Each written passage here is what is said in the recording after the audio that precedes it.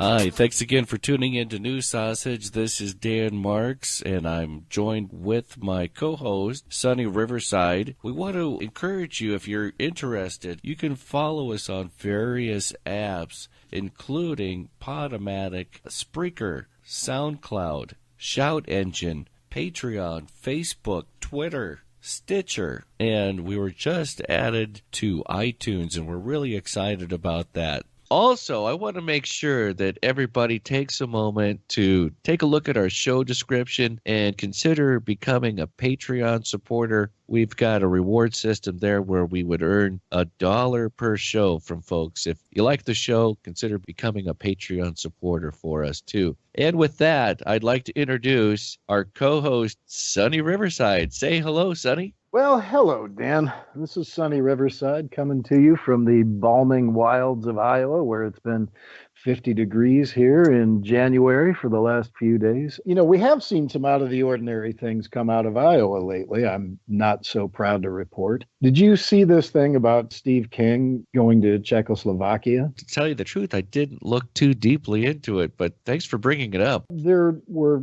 5 members of the United States Congress: Steve King, Andy Harris, Dana Rohrabacher, Republican from California, Louis Gohmert, Republican from Texas, and Paul Gosar, Republican from Arizona, who had scheduled a meeting with Tomio Okamura in Prague, Czechoslovakia, on the 25th of January, which would have been last Thursday. The significant part about this is the party that this man represents is a bunch of fascists, quite literally, because the party is calling for the gassing of Jews and gays. So it was a positive outcome of the government shutdown that they weren't able to make this trip because they didn't have any money to go. Wow. You know, as a Jewish person, I would like to say that I would be opposed to gassing Jews here in the United States. And if they're actually, or anywhere else, that's not Iowa nice. No, that is not Iowa nice. Well, you know, the stress of all these things kind of makes me think about the wonderful possibilities that could be over the horizon in our future, because the status quo is pretty miserable, I think. I've got a theory. I wanted to share it today with you, Sonny. It's a theory, and you know, it's just a theory, and we've talked about theories potentially impacting our credibility here on the show, and I don't want to put that at risk by any means, so just want to have a conversation about what I think would be the possibilities of the upcoming interview with Mueller and the President of the United States, and potentially explore the possibilities of the end of the Trump presidency.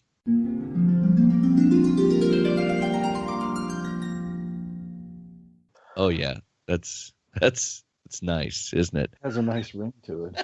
So now I have, just like with any geometry equation, I believe that there are some givens to this scenario. These are some facts, not alternative facts, but what we know. First is that Trump is violating the Constitution in broad daylight. Nobody would question the fact that he's violating the Emoluments Clause. He hasn't divested from any of his industries, his resorts, his hotels, his rental properties, his investments in oil, possibly coal, and who knows what. He has a diverse portfolio, to say the least, and he's making executive orders that at least benefit his industries. I don't think that there's any doubt about that, but what we've seen in the press is more the focus on obstruction of justice. But there's easily more than just that one thing out there that could be looming over Trump and could be a potential charge from Robert Mueller. So there's possibly more than just obstruction of justice out there. I think that's a given. Yeah. Oh, yeah, for sure. So secondly, a given, Papadopoulos, Flynn, they've already arranged plea deals in exchange for providing some evidence. Yeah. And that's a given. Third given, Trump fired Comey. This wouldn't be an investigation if that wasn't a fact. And we just learned that Trump wanted to fire Mueller but faced too much pushback. And then my fourth given is Manafort violated his house arrest agreement by cooperating on a Russian op-ed anonymously. That was Manafort destiny. I don't want to imply anything more than there is an established relationship between Manafort and the Russians on this as well, and that there's some kind of something going on there. A dashing idiot, apparently. Trump himself has admitted that he will meet with Mueller for this interview and answer questions sometime, Trump said, in the next few weeks. I have a feeling it's probably going to be sooner than that, but it's probably going to happen in the next few weeks. Now, my prediction in all of this, and this is where we go out on a limb. Our credibility is hanging by a thread here. My prediction is that Trump will not be president in March this year. Wow. Are you with me on this one? I don't think it can. I don't think it's going to happen that quickly. Well, I'm going to walk you down the path here of the end of the Trump administration.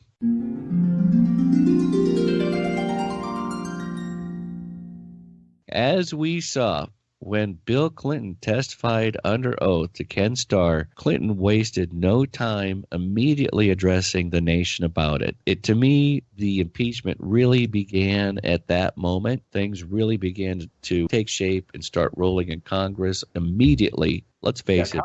Clinton was a master politician and a master statesman. He knew that it was coming down the turnpike, and he got out ahead of it. Exactly. He's a professional. That is exactly what you do. You get ahead of the story. Even though it was a horrible thing to admit, it was best for him to get his narrative out there ahead of everything else. That's exactly right. It is my belief that Trump will get interviewed by Mueller. His lawyer might have some other words or recommendations on that. But from that interview, Mueller will have exactly what he needs to file criminal charges against Trump at that moment. Yeah.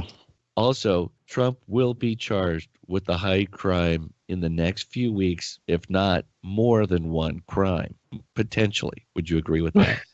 Well, yeah, I would. I agree that from what I see in the press, there's literally a smorgasbord menu of crimes under which to begin the proceeding. It's a question of which horse is the strongest horse. There's an old legal thing that lawyers say, like, well, I've got 6 causes of action, but I can only bring one, so I've got to choose my strongest horse and ride that horse. Okay, right. But there's that possibility that Trump will get charged with more than one high crime or misdemeanors or who knows what over the next, possibly just the next few weeks. As we saw in the recent Alabama special election for U.S. Senate, Mitch McTurtle told Roy Moore to step aside. He didn't want this child molester basically to smear the reputation of the GOP. Mitch McTurtle said that he would start proceedings himself to get him removed from Senate if he was actually elected. So he really has exhibited some very strong opinions when the media has turned strongly against one of their members. Mitch McTurtle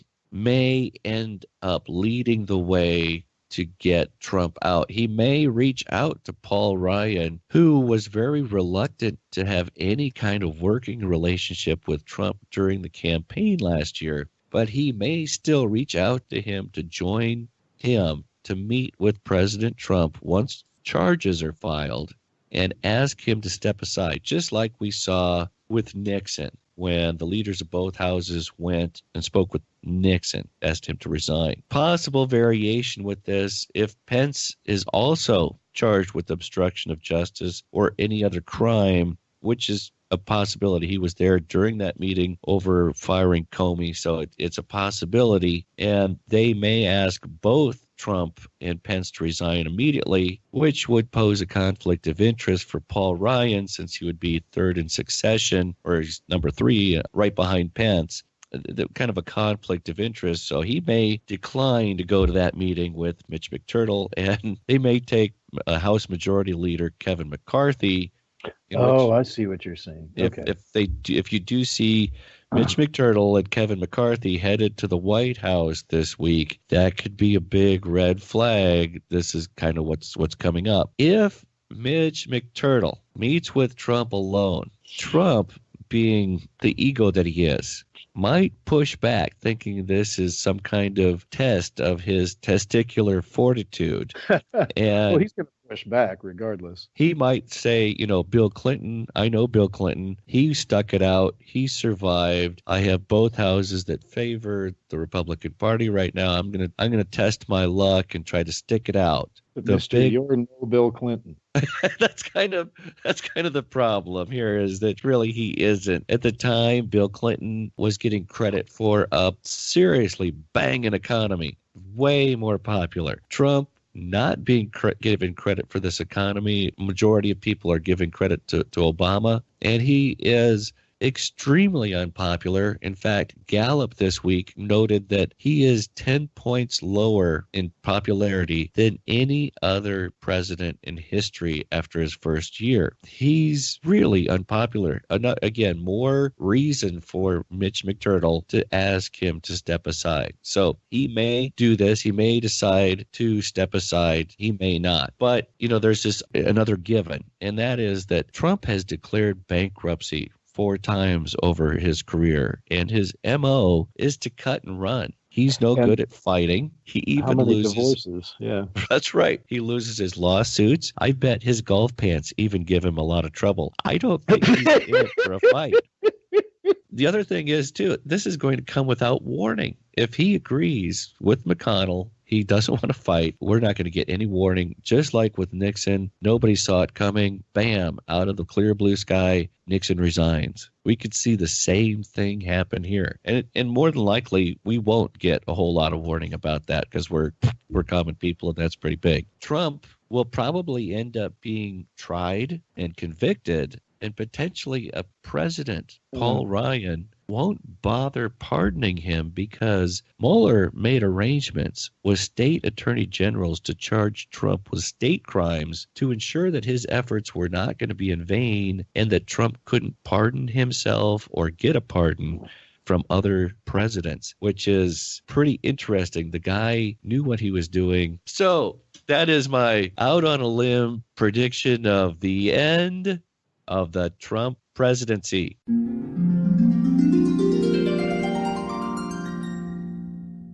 Woo! All right. So hit me with your response. You had set out 5 givens, and I can't dispute any of them directly, but I see them from a slightly different angle than you see them. Let's begin with the emoluments clause, the constitutional argument that Trump has violated the emoluments clause of the Constitution, which provides that a sitting president will not receive remuneration or emolument and will not financially benefit from his position as president, particularly receiving compensation or other gifts from foreign powers. So, yeah, he's violating the hell out of this every day, every single day of his presidency, but nobody's standing up to challenge him on it. Like I mentioned, there is some limits of the tolerance of Trump's, and it's already been exhibited by Paul Ryan and Mitch McConnell last year. I think when it hits the fan, I don't think that these guys are going to stand by their man.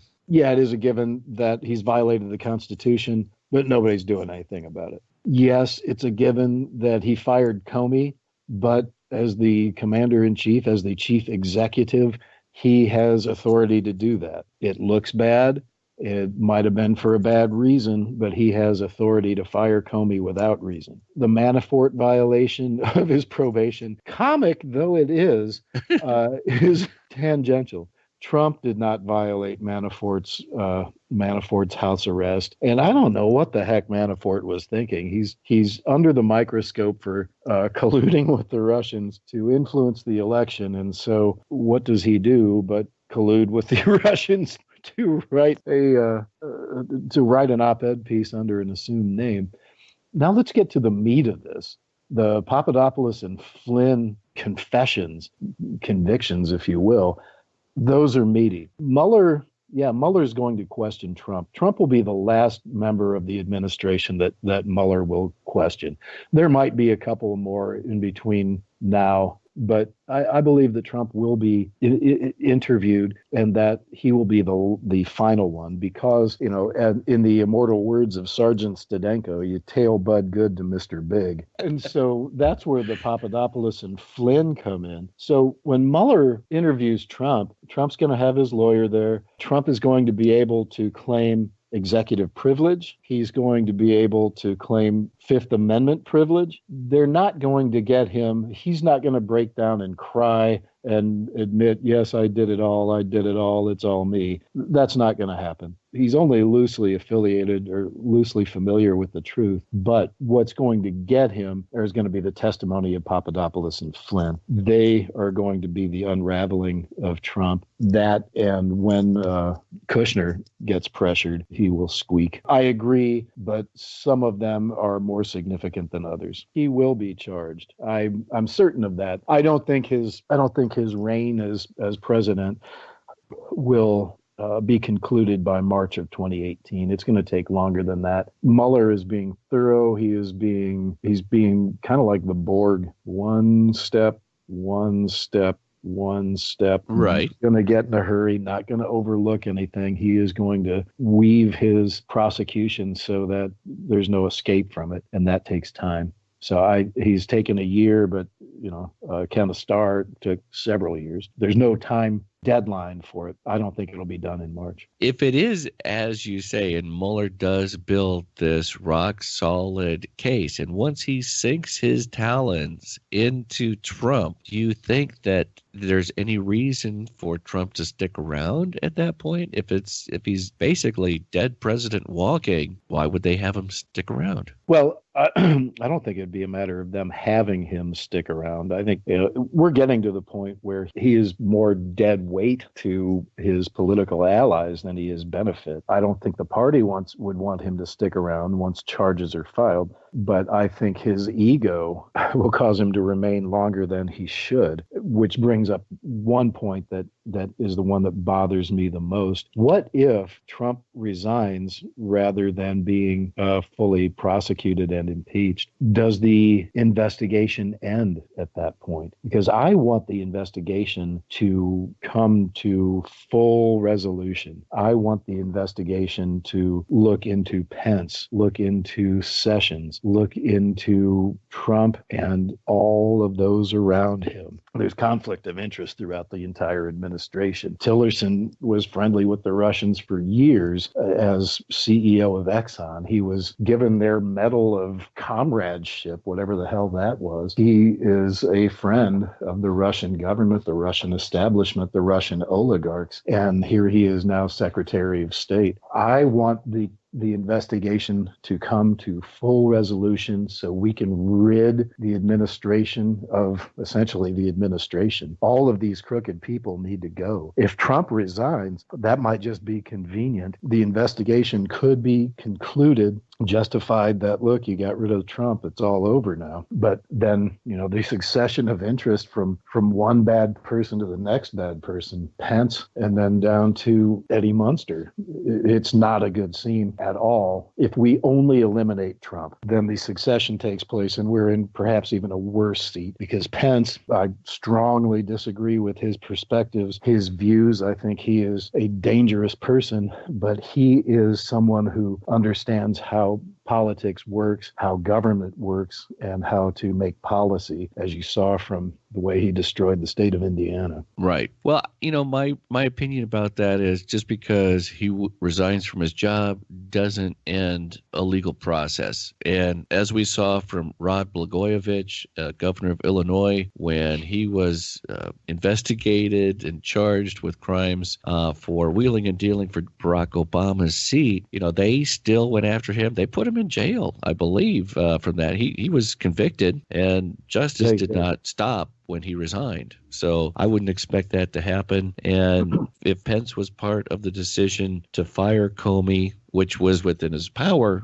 to do it, but with this scenario, using that power is still illegal. If it is an obstruction of justice, the use of the power is illegal. It comes down to, as they taught us in law school, criminal offenses oftentimes must prove intent. And so firing Comey is one thing. If Trump reasonably believed he wasn't doing his job, firing Comey because Comey was investigating Trump's ties to Russia would be illegal. We always want to believe that people are not above the law. There's no one person that's above the law. We saw that happen with Nixon. And there's always that possibility, and we hadn't really discussed that yet, that even if there's charges and he sticks it out and he decides to test his luck with Congress, there's that chance that a Congress controlled by the GOP, which may have more Russian money being distributed throughout the GOP. It kind of looks like that. We haven't determined that 100% yet, but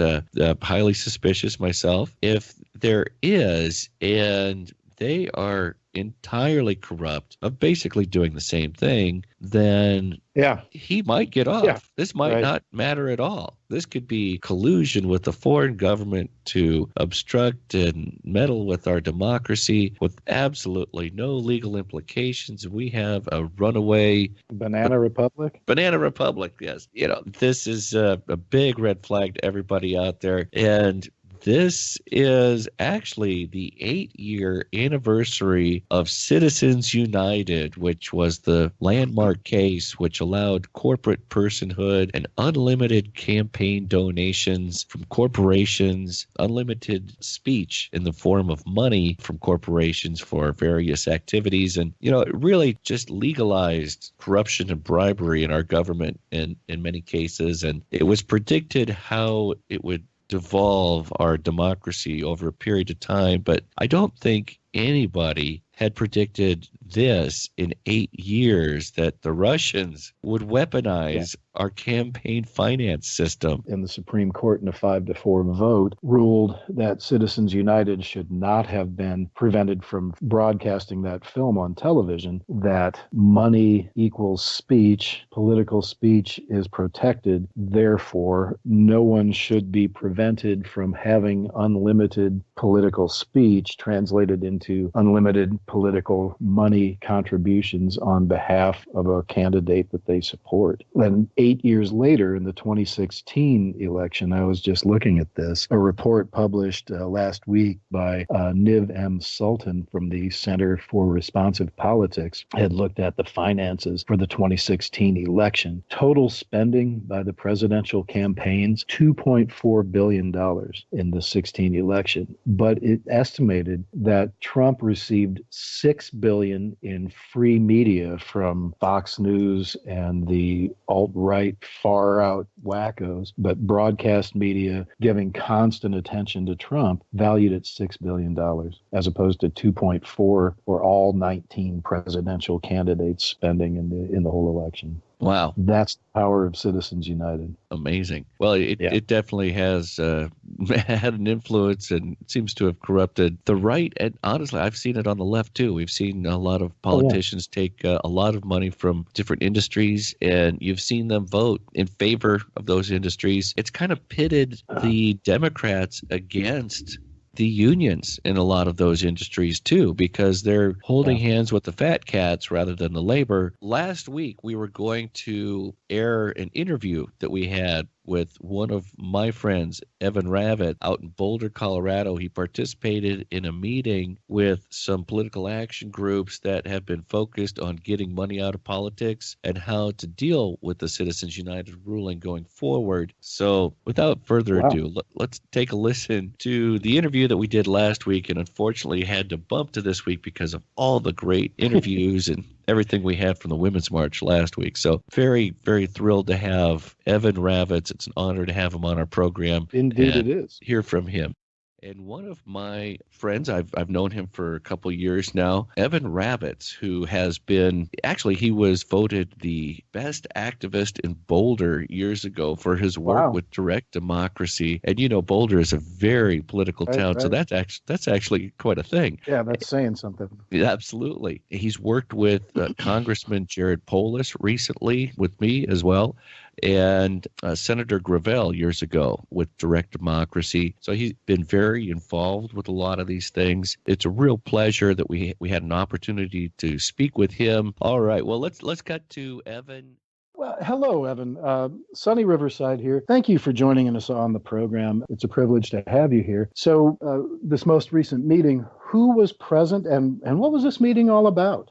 It was hosted by the League of Women Voters, and I'm going to guess there were about 40 people there, mostly League members and their friends and such, and two representatives from Wolfpack, and there was a guy from Move to Amend, and me. I think we all have similar values, but obviously Wolfpack just wants their amendment, which is similar to Move to Amend. Of course, I was advocating for it to be an open convention so we can accomplish a bunch of stuff. I also made the point that direct democracy, in particular national ballot initiatives, are a more fundamental reform than getting money out of politics, because, hell, Congress tries to get money out of politics, or at least pretends to, every 20 years or so. There's always a new way for money to get into politics. So like I said, eternal vigilance is the price of liberty, and we have to have a method to address money in politics, not just once, but consistently and repeatedly, and that would be with national ballot initiatives, which of course can be used for anything else. Otherwise, if we pass one amendment, even if it's Wolfpack, that's all we'd get from the convention. And at least we need national ballot initiatives so that we can accomplish some of the other amendments without having to wait another 228 years for a convention. I love ballot initiatives. That's a great point. How have they benefited your state of Colorado? I made the point that certainly in the last 16 years, Colorado has become a relative paradise because of ballot initiatives. I can recite 13, but here are three key ones. In 2004, we passed Amendment 37, which was the country's very first renewable energy requirements for electric utilities. In 2006, we passed Amendment 41, which they say is the nation's strongest ethics in government law. It prevents lobbyists from giving anything to politicians. And in 2012, we passed Amendment 64, the country's first legal marijuana and hemp, which I think, is a huge environmental potential there. The League wants to do another similar forum in March, and I hope to be there. Do you feel then that this would be a good time to initiate a convention for that purpose, given that so much of the United States is controlled by elected Republicans? The timing is really good because previously it's been very conservative people who've been interested in this.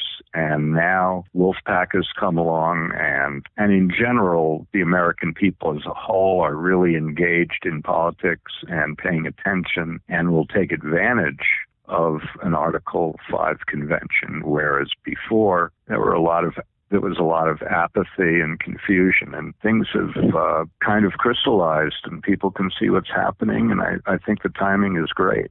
I get asked all the time, what can people do to help out with this kind of thing? They're concerned about Citizens United. The ballot initiative sounds like a great idea. It's really hard to figure out how people can help out with this. Do you have any suggestions as to what people can do? Well, one thing people can always do is write letters to the editor, and that is free publicity, and it gets people talking about this. And in particular, the League of Women Voters in Boulder is very interested in this, having had one forum and going to do another. And they, in person, seemed sympathetic, but they said, it's really hard to get the National League of Voters to change their position. But if people are writing letters to the editor and calling up the League of Women Voters in their communities, who knows what might happen. If the people are able to represent themselves with regular voting, like they've done for almost 200 years in Switzerland, then that kind of frees politicians to really take leadership. Wow, I really appreciate Evan taking the time to talk with us today about this. It's a really important issue, and I really like the idea of having a permanent place for people in our government. Yeah, we've got to do something. There's 100 million different ideas and ways of how to fix it, or potentially there can be. We just need to find one and freaking do it. Absolutely. So thanks again to Evan Ravitz out in Boulder, Colorado, for participating in that event and letting us know about it.